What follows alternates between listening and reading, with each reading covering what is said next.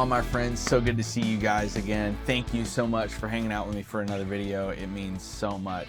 So the other day I was watching YouTube and a video came up on a channel from Robert Baker. If you don't know who he is, go check out his channel. I'm sure that if you're seeing my stuff, you're definitely seeing his stuff. But if you haven't yet, go check out his channel. He makes some of the coolest guitar content just on the internet. It's definitely worth a subscribe. Head on over to his channel and do that. I promise you, you will not regret it. But anyway, the whole video was centered around Dann Huff and how he was achieving this 80s clean tone that we all know and love, that super chorusy, really kind of high-end, forward but not overly brittle kind of clean tone that was used all over the place in the 80s and is actually making a pretty big comeback these days. It's used a lot, actually over like the last, I don't know, 5-7 years. But in this video, Dann talked about these tones like they weren't all that hard to get, even though they're incredibly iconic. He made it sound like it wasn't really all that big of a hassle to try and get these tones. It was more of a gear thing. Now, obviously, the player is the most important thing when it comes to a guitar part or guitar playing or guitar tone. The gear plays a huge role in it as well. He talked about gatekeeping of that tone, and you didn't want everybody finding out how to get this exact tone because that would have been his job. You know, it's his work. You don't want to give away all the secrets that you're using. But now it's pretty much all public domain, and you can look up how to do this just about anywhere. So he used a plugin to make all this stuff happen in the video. So I thought, I'm gonna load up the plugins I have and see if I can get close. I'm gonna kind of walk you guys through step by step as to how I'm making this happen. And then not only are we going to be going over the clean tone that you hear in the 80s, but we're also going to be going over a drive tone that you'd hear in the 80s. Oftentimes this would have been used for like rhythm or lead stuff, but I've got a series of plugins here that I think is doing a really great job at accomplishing those two things. So let's talk about the clean tone first. I think one of the biggest things that people get wrong when it comes to this tone is that they end up sending whatever effects that they're using, or at least the modulation, you know, the chorus, through a cabinet. But when you look at the studio rigs that were being used at the time, it would have been very rare, it seems, for these things to be actually going through a cabinet. The amps are really acting as more of just a preamp to help boost your signal into the studio gear, like a chorus or a reverb or whatever it might be. So what I'm going to be doing today is I'm going to only be using plugins. I'm running straight into my Apollo interface.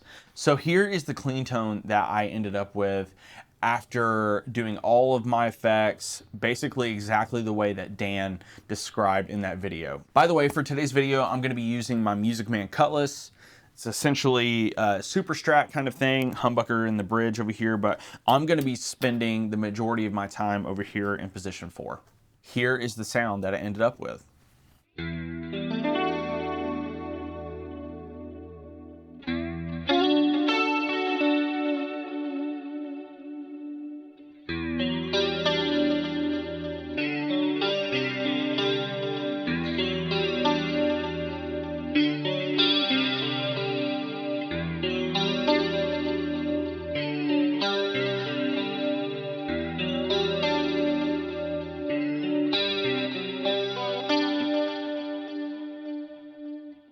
So I think you guys can tell that is pretty friggin' close to what you would have heard going on in the 80s for sure.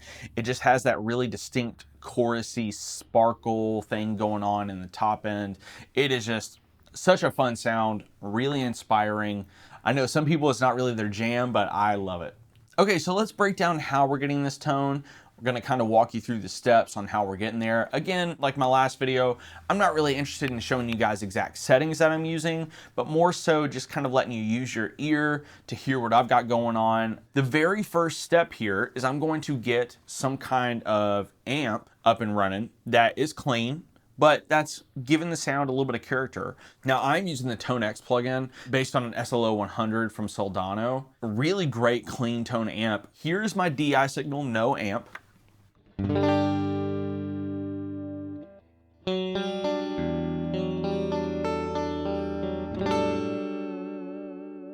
And let's turn on this amp.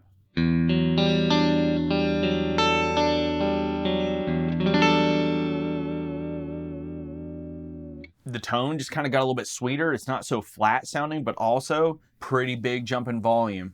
that's what we're looking for. That's kind of what a preamp does. It's helping to color the sound as well as just push that volume up and send a little bit more signal so we can use it with the rest of our gear. I did a little bit of EQ on the amp and I got it to a place where I thought it sounded good, but I felt like I still needed that extra 10% of kind of sparkle and digging out some of the mud that was going on in that sound. So what I did is I actually pulled up an API 560 plugin. You can do this with whatever stock EQ you have in your DAW, but for me, I really like the way that this one sounds. So I've boosted 8K. I've boosted 4K a little bit. I have dipped out a little bit at 250, and actually that looks like it's pretty much it. Without the plugin,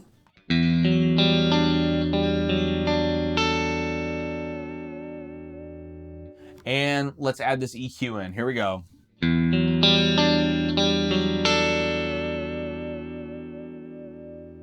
One more time, without the EQ.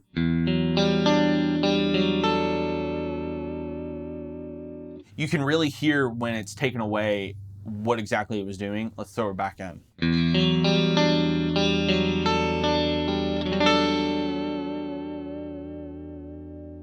Okay, so now let's get into the part that probably everyone is wanting to talk about, which is the chorus. Now, one thing that was honestly pretty mind-blowing to me whenever I watched this video from Robert's channel is when Dan talked about running through multiple choruses. I didn't even ever think to do that. And so when I watched it, I was like, that's wild. I've never tried that.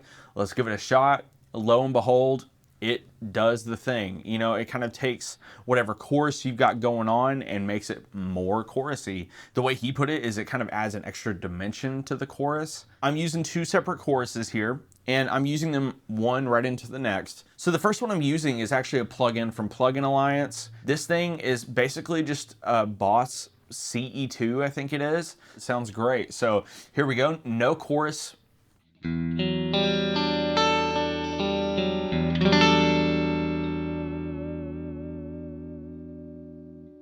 And let's add this chorus in.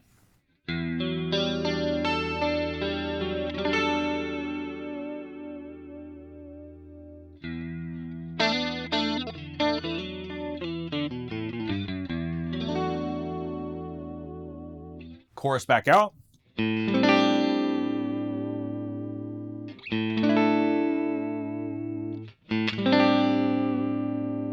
Chorus back in.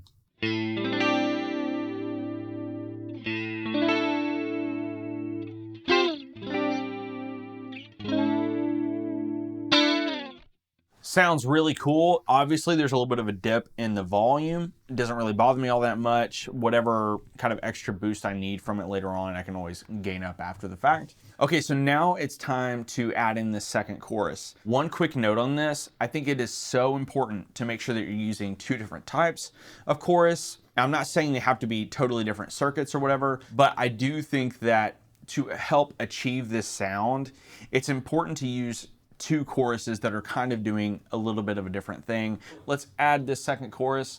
The second one I'm using is the Brigade chorus from Universal Audio.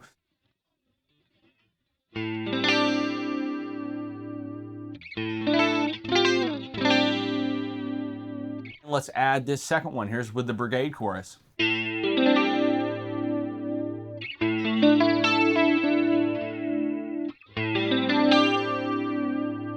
So just the first chorus by itself.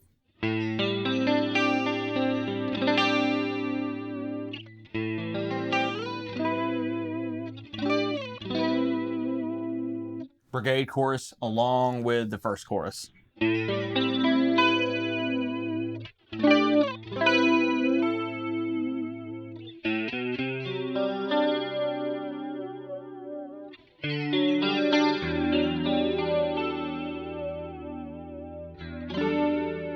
Such a fun sound. So now for the next part of this, we have delay. Now, digital delays were kind of all the rage at this time. So I'm using Echo Boy by Soundtoys. They have a digital delay setting in here. Now I am rolling off a little bit of high end, a little bit of low end. One thing about digital delay is it takes whatever you've kind of given it and it tends to just do an exact repeat unless you mess with the EQ. Let's check it out.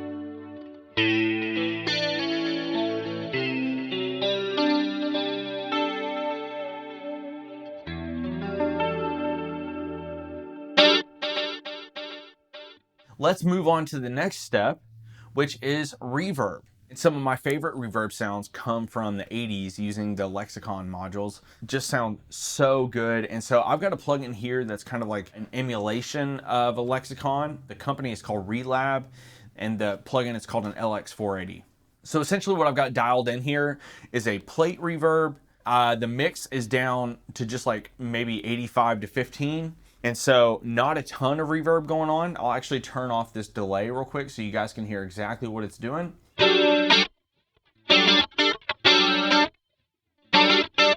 With reverb.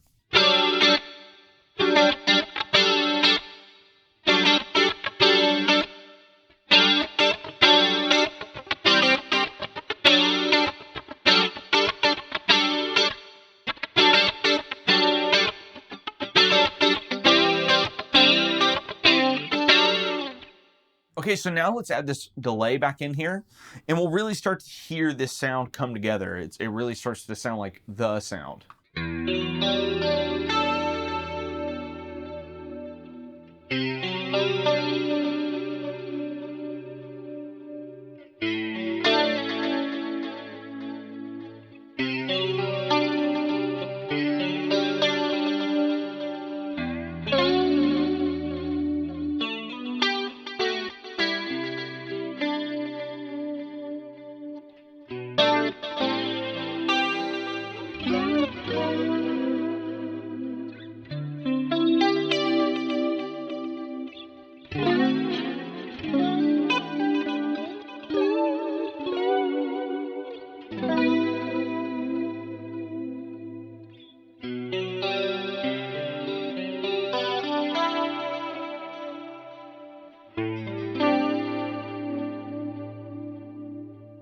It's just such a good sound. I don't know how someone can not love that sound. Okay, my friends, so now let's move on into the kind of like lead slash rhythm drive sounds that you might hear in the 80s. A lot of the stuff I really enjoy listening to, the soaring leads and all that stuff. Pretty good amount of gain. I know we were using a lot of like JCM 800s and Mesa Boogie, and so I'm using something that's pretty similar to that. So let's go ahead and jump right on into it here.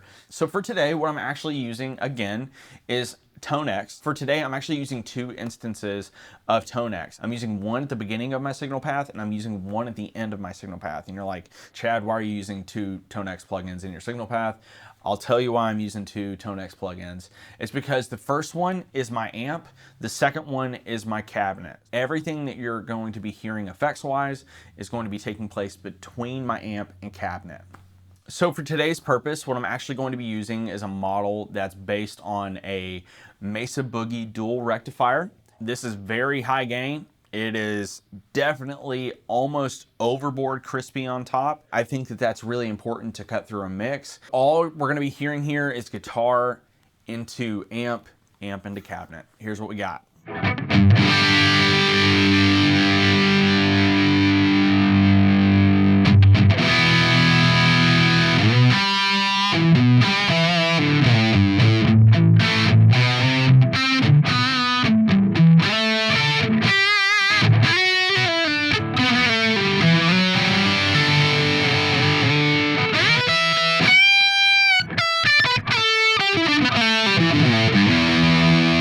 So you can hear there is tons of gain going on, definitely on the line of metal kind of stuff, but let's keep on moving through the rest of the signal path here. Okay, so just like the clean sound, the next step in my signal path is going to be EQ. Now there were some things I really liked about the sound of the amp. I didn't really want to mess with the EQ on the amp. A lot of times EQ will interact with gain in a way that is pleasant or not so pleasant. I opted for an EQ to come after the amp head. Again, I'm using the API 560 for this. I just really like the way it sounds. So what I'm doing here is I'm dipping out a little bit of 4K, I'm dipping out a little bit at 250, and almost 5 dB at 125. I didn't touch anything any lower than that, but it looks like I was trying to get rid of a little bit of woofiness or kind of mud that was going on down in that low, mid / low range. So let's just see what this sounds like here. Again, no EQ.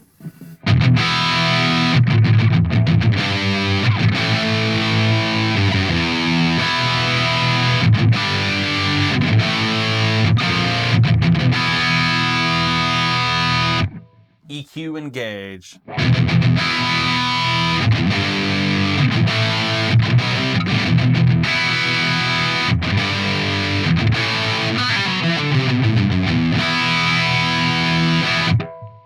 So now the next step is optional. Sometimes you hear this in 80s lead tones, sometimes you don't.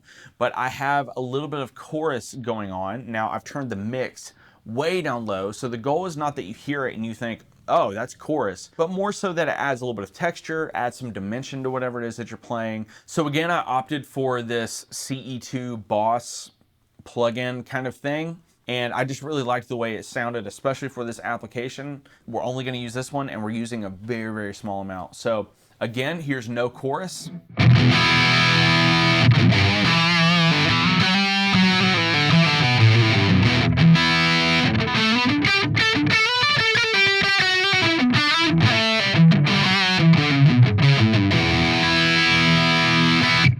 Chorus.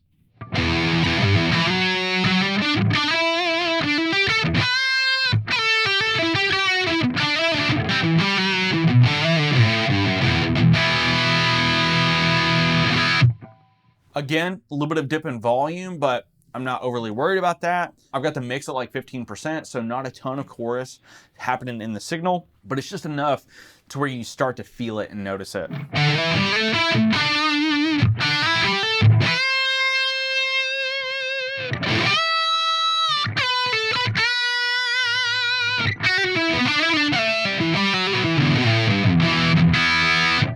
I absolutely love that sound. I could get lost playing that kind of stuff with that sound for like days on end. I mean, you could just imagine a mullet just flowing down the back of my head.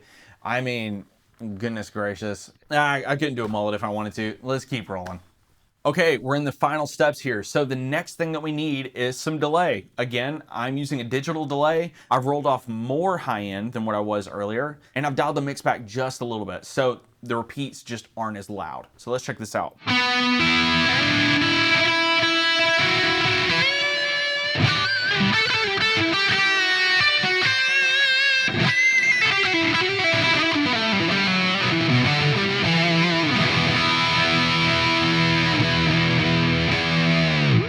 We're gonna add in the reverb. This is the exact same reverb that I was using on the clean sound earlier. So it's that Lexicon 480. I've got the mix dialed back. It's at 14% or 15%. I can't remember exactly which one. Nothing has really changed. So let's add that in there and see what we're sounding like.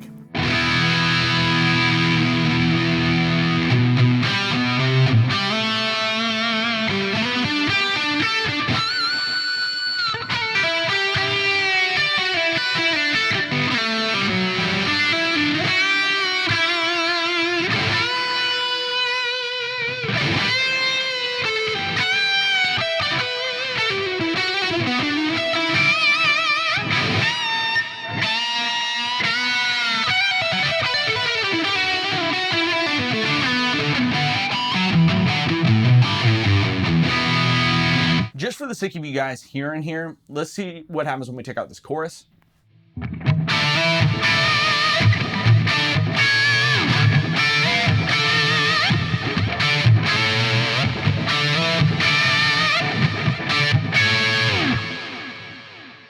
Chorus back in.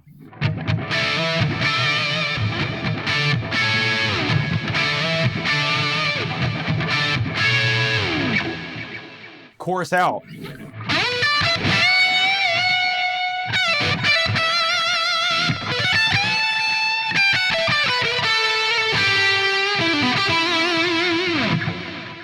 Chorus back in.